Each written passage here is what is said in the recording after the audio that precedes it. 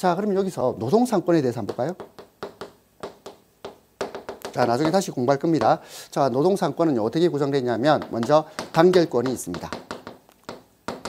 자, 단결이란 말은 뭐냐면 우리가 노동자 개인과 사용자와의 관계에서는 아무리 노동자가 배짱을 부려본들 실제로 이제 사용자와 맞서기가 어렵습니다. 그렇기 때문에 노동조합, 단체를 결성해서 이 노동조합이라는 단체를 조직하고 운영하고 활동할 수 있는 권리가 일단 단결권의 내용에 포함됩니다. 자, 그 다음에 그럼 이 노조가 결성되어서 노동조합이 결성되어서 사용자와 교섭할 권한이 있어야 되겠죠. 이게 바로 단체 교섭권이고요. 그 다음에 이제 노동상권은 자, 이제 마지막으로 이 단체 교섭이 결렬이 되면 그러면 단체 행동을 할 수 있는 단체 행동권까지 이렇게 보장이 돼야 됩니다. 그래서 노동3권 또는 근로 3권은 단결권, 단체 교섭권, 단체 행동권 세 가지로 이루어져 있다는 것. 그리고 이것을 보장하는 것이 노조법이에요. 노조법. 이렇게 됩니다. 자, 그 다음에 이제 집단적 노사관계법에서 노동조합 및 노동관계 조정법이 아주 중요합니다. 자, 그 다음에 이제 협동적 노사관계법이란 말은 자, 노동자와 사용자의 관계를 이렇게 일방적인 갈등, 대립구조로만 봐간다면 결국 우리 사회는 더 이상 발전하거나 변형되기 어려운 면이 있습니다. 그래서 이것을 어떻게든 협력하고 그리고 서로 간의 참여를 이끌어내는 법이 근로자 참여 및 협력 증진에 관한 법률이 되겠습니다. 자, 그럼 여기까지 보면 우리가 기본적으로 노동법의 시작은 결국 현대 자본주의의 모순, 그로 인한 사회경제적 약자의 출현, 그 사회경제적 약자의 기본권 중에서 특히 생존권, 이 생존권, 인간다운 생활을 할 권리를 보장하기 위해서 개별적 근로관계법으로 근로기준법이 있고 집단적 노사관계법으로 노조법, 노동조합 및 노동관계 조정법이 있다. 이렇게 정리하시면 되겠습니다. 자, 그 다음에 이제 우리는요, 법을 공부하는 데 있어서 또 이제 뭘 봐야 되냐면요, 법원의 개념을 이해를 하셔야 됩니다.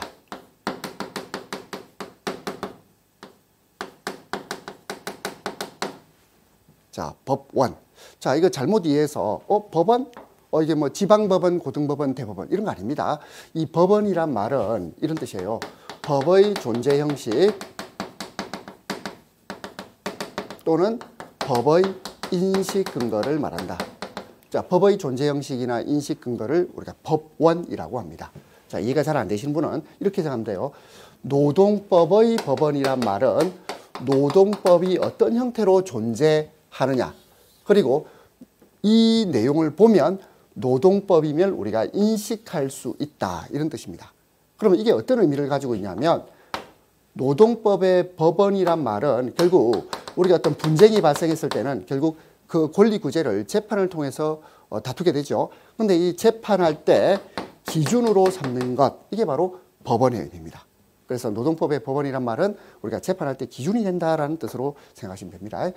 자, 그러면 우리가 일반적으로 법원이라고 하면요, 우리 성문법과 불문법 이런 개념을 쓰는데, 근데 노동법의 법원은 조금 개념이 다릅니다. 왜 그럴까요? 이 노동법은 결국 노동자와 사용자 간에 개별적인 계약을 체결해서 그 계약이 법규범이 되기도 하거든요. 또는요, 노동조합 내부에서 자치적인 규범을 만들 수도 있고, 또 사용자가 또 별도의 규범을 만들 수도 있거든요. 그리고 또 노동조합과 사용자 간의 어떤 단체 협약을 통해서 규범을 만들어낼 수도 있어요. 그리고 그뿐만 아니고 국가가 법을 만들 수도 있고, 그리고 또 국가와 국가 간의 명시적 합의인 조약이 체결되는 경우도 있습니다. 자, 그럼 구체적 내용을 보겠습니다. 자, 먼저 법원은 먼저 성문법이 있어요.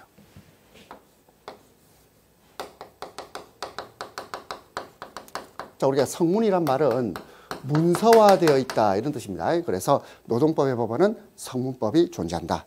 그럼 성문법은 뭐겠습니까 하면, 자, 우리 성문법은 지우겠습니다.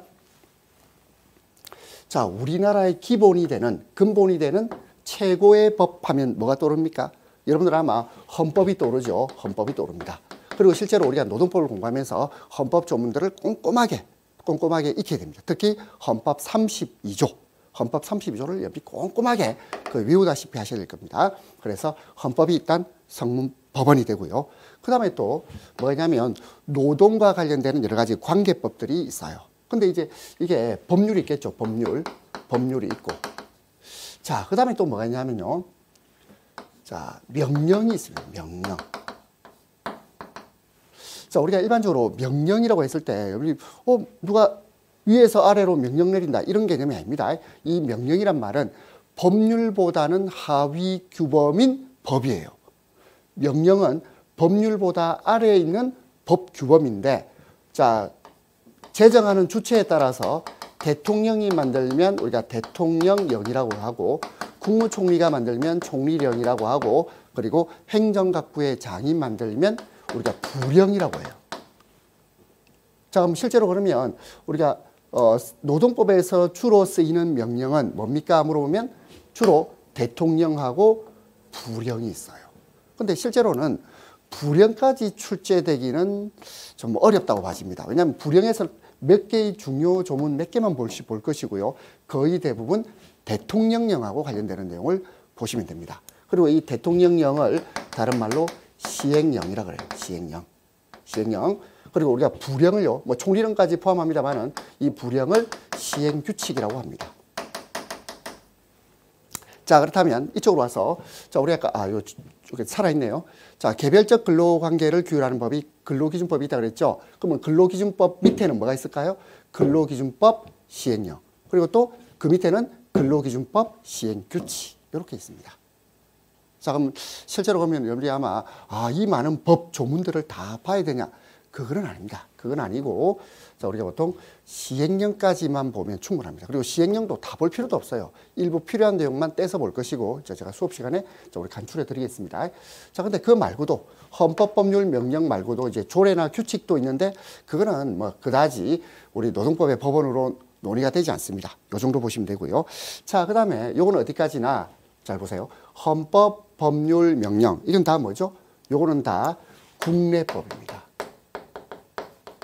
자, 그러니까 국내법으로 헌법, 법률, 명령이 있고, 자, 근데 법은 국내법만 있는 것이 아니고 국제법도 있어요. 자, 그러면 국제법으로 뭐가 있을까요? 조약.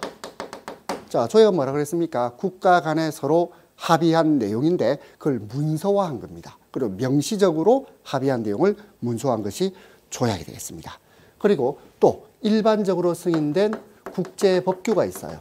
그러니까 조약이나 국제법규도 자, 우리가 노동법의 법원이 됩니다. 자, 그 다음에 이제 성문법에 헌법법률 명령이 있죠. 자, 그 다음에 또 뭐가 있냐면 우리가 자치규범이라는 게 있어요. 자, 근데 이 자치규범이라는 게 이게 아주 특이합니다. 자, 왜냐하면요, 이 자치규범은 노동자가 일방적으로 정해놓은 것도 있고, 또는 그러니까 노동자 단체가 일방적으로 정하거나 아니면 사용자가 정한 규범도 있어요. 그래서 그 내용을 구체적으로 보면요, 일단 노사 간의 합의에 의해서 만들어진 문서, 이걸 뭐라고 하냐면 단체 협약이라고 합니다. 자, 단체 협약. 자, 그럼 단체 협약은 누가 작성하는 겁니까? 이거는 사용자와 노동조합 간에 합의된 문서겠지요. 그렇죠? 단체 협약이 있습니다. 자, 그 다음에 뭐가 있냐면 취업규칙이 있어요. 자, 우리 취업규칙은 누가 만들까요? 취업규칙은 사용자가 작성합니다. 그러니까 사용자가 만든 규범을 취업규칙이라고 하고, 그러면 우리가 보통 어느 회사에 취직을 하게 되면 이 취업규칙에다가 동의서를 쓰겠죠. 사인을 하게 될 겁니다. 자, 그 다음에 또 뭐가 있냐면 조합규약이 있습니다. 자, 조합규약은 누가 작성한 겁니까? 요거는 노조가 작성한 것을 조합규약이라고 합니다.